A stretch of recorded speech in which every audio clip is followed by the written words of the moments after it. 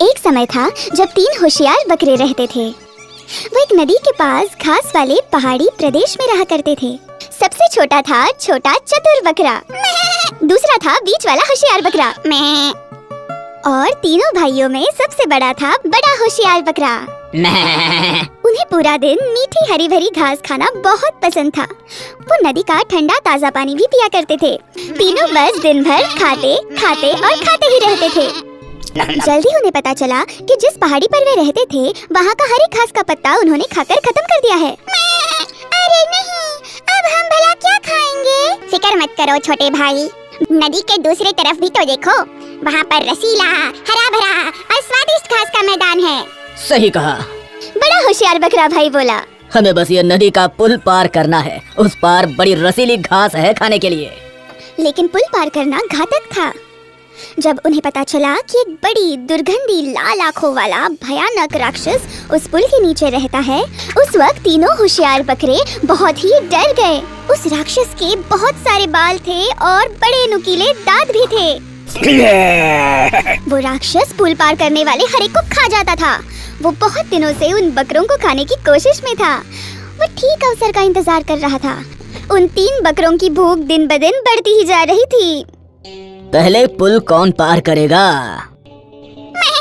सबसे पहले मैं पुल पार करता हूँ। उसने लंबी सांस ली और वो पहाड़ के नीचे चलने लगा। उसके नाखून लकड़ी के पुल पर आवाज कर रहे थे। मेरे पुल पर कौन टप टप कर रहा है? वो राक्षस पुल पर छलांग लगाकर उसके सामने आ गया। मैं हूँ सबसे छोटा बकरा भाई। मैं उस तरफ की मीठी घास खाने के लिए ये नदी पार कर रहा हूँ। तुम नहीं जा सकते। वो राक्षस चिल्लाया, क्योंकि मैं तुम्हें अब खाने वाला हूँ। छोटा होशियार बकरा बहुत ही डर गया, लेकिन वो बड़ा ही चालाक और होशियार बकरा था। वो बोला, अरे कृपया तुम मुझे मत खाना। देखो मैं तीनों भाइयों में छोटा हूँ। मैं अच्छा खाना नहीं बन पाऊंगा, लेकिन तुम मेरे बीच के भाई को खा सकते हो। वो आ ही रहा है। वो मुझसे बड़ा और मोटा भी है। ठीक है, फिर तुम पुल पार कर सकते हो। वो छोटा होशियार बकरा टिप टाप करते बचा हुआ पुल पार करके विशाल घास की मैदान में चला गया। अब मैं जाऊंगा। वो भी पहाड़ पर टिप टाप करते हुए निकल पड़ा। फिर एक बार उस राक्षस ने पुल पर छलांग लगाई।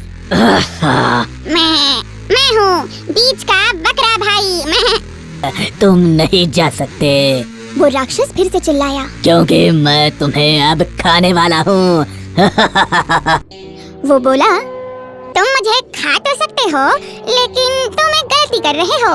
देखो मेरे अंदर तो सिर्फ हड्डी और चमड़ी ही है। अगर तुम थोड़ी और देर ठहरोगे तो तुम मेरे बड़े भैया को जरूर खा सकते हो। वो मुझसे भी बड़ा है। हम सब में वो बड़ा है और निश्चित ही तुम्हारे लिए वो बहुत उत्तम भोजन बन सकता है। ठीक है, तुम पुल पार कर सकते हो, कोई बात नहीं। नदी के दूसरी ओर रुके हुए बड़े बकरे ने देखा कि उसके दोनों भाई मैदान में सुरक्षित पहुंच गए हैं। वो भी पहाड़ पर टिप टाप करते हुए निकल पड़ा। कौन है जो मेरे पुल पर टप टप कर रहा है? मैं बड़ा बकरा हूँ और मेरे 2 छोटे भाई नदी पार करके जा चुके हैं उस तरफ। तुम्हें खा जाऊंगा। अपने छोटे भाइयों की तरह वो बड़ा होशियार बकरा उस राक्षस से डरने वाला नहीं था, क्योंकि वो खुद बड़ा और ताकतवर था। उस बड़े होशियार बकरे ने अपने नाखून पुल पर जमाए और अपने नुकीले सिंग दिखाते हुए राक्षस की तरफ दौड़ पड़ा। उसने उस दुर्गंधी राक्षस को ऐसा झटका मारा कि वो राक्षस उड़कर आसमान में चला गया और वहाँ से नदी में गिर गया। और इस तरह वो बड़ा होशियार बकरा भी टिप टाप करते हुए पुल पार करके चला गया और उस विशाल घास के मैदान में जाकर अपने छोटे और बीच के भाई से मिला।